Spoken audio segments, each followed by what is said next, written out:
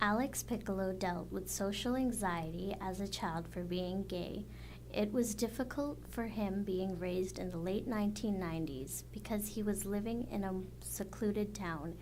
It was a transitional period of society. During that time, being gay was seen as a taboo. He went through a lot of bullying when he was a child. Nobody was really around to fully understand what he was going through. The first character I remember ever coming into social media was the TV show Dawson's Creek, when one of the side characters, played by Kerr Smith, was one of the very first characters to come out as gay in like a main TV program, and that I think was a really great start. And then it took a while before social media started picking up on that and bringing it more to the forefront. And then there was a period where celebrities all finally started to come out themselves, and that took a while before that was all accepted. And so now it's paved the way so that people who are going through schooling now will probably have a lot easier time than people who went through school in like the 1980s and 1990s. Piccolo discovered he was gay in Kamloops with the help of a friend named Keisha. Keisha provided support and advice for him as he was going through his change in identity. He was learning to enjoy himself for who he was, but when he moved to Calgary and started working for Gap, he became a negative person and noticed that he was letting his childhood memories affect his life. His manager at Gap told him that his negative and depressive attitude was getting in the way of his work. Unfortunately, they had to let him go. It was then he realized that he had to initiate change in himself and become a more positive person. Well, that was my very first job that I had when I moved away from home. So it was kind of like my very first time I got to almost feel free, and the very, very start of my adulthood.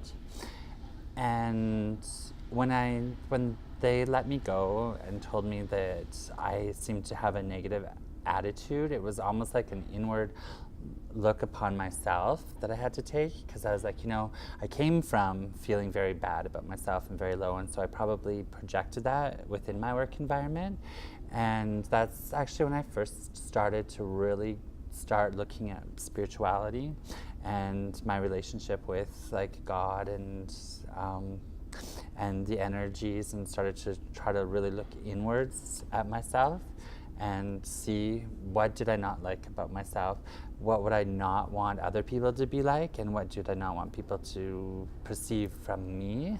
And so that's when I really started to say, oh my God, if I'm projecting this outwards, then I probably look like an ugly type of person, and I don't want to be an ugly type of person. I want to be somebody that people can respect and admire and become a good friend for people.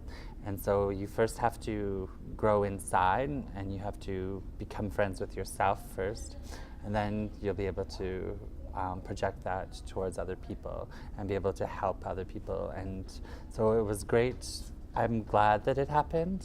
Piccolo's spirituality helped him become a more positive person. He is a Christopherrian. He believes that there is a community of positive energies and that they are all connected together, and together as a whole they create an almighty entity. He feels that the positive spirits in his life have helped guide him through his struggles. Piccolo's struggles have helped him become a better manager. He is a more positive person and has made many great friends at work. He loves helping his customers, and his customers enjoy having conversations with him. I think it's been a long process or a long journey where I've been able to grow as a person, and have had, it's almost like when throughout life you go through many changes, but I feel mine's been for a very positive change. And I think the more you can look inside yourself, the more I was able to kind of connect with my spirituality side, the more I was able to understand who I was, and the more I was able to grow, then I think you'll always be able to emulate that and reflect that outwards to other people. And you'll find the more that you are a positive person, the more people are going to be attracted to it, and the more you're going to be able to help people along the way too. Because I find even with like retail and stuff like that, you get to meet so many different facets of people, and you can get into so many amazing conversations and stuff, and where it almost isn't just you're there to sell, you're almost there to build some relationships with other people that you would not have met before.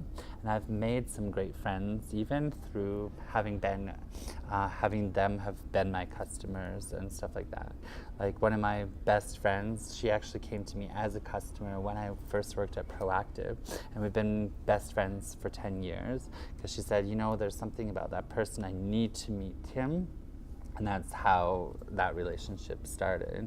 And it's the same thing with a lot of my good friends too, are also ones that I met as other, we worked together in different companies and stuff like that.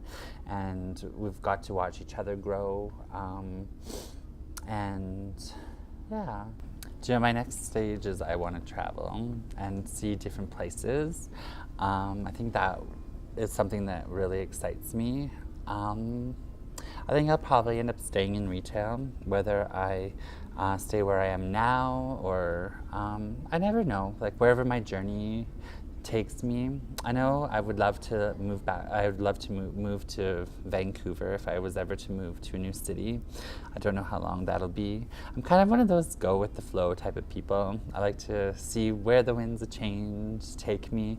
I always believe very strongly that things happen for a reason, and that my path will be presented to me when it needs to be presented to me. And yeah. For the Calgary Journal, I am Mara Khan.